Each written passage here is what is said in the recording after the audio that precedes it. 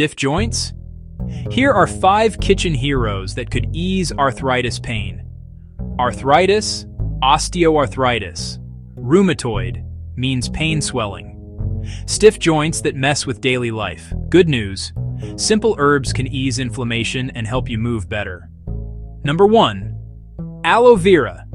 That gel isn't just for sunburn. It's packed with anti-inflammatory compounds called anthraquinones. They can soothe joint pain. Number 2. Turmeric.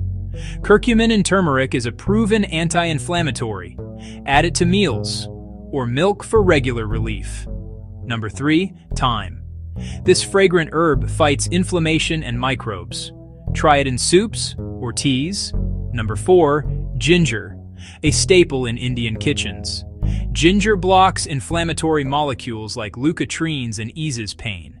Number 5. Garlic. Garlic's diallyl disulfide helps suppress pro-inflammatory cytokines. Great in savory dishes. Small dietary swaps plus these herbs can make a real difference. If pain persists, see a healthcare pro.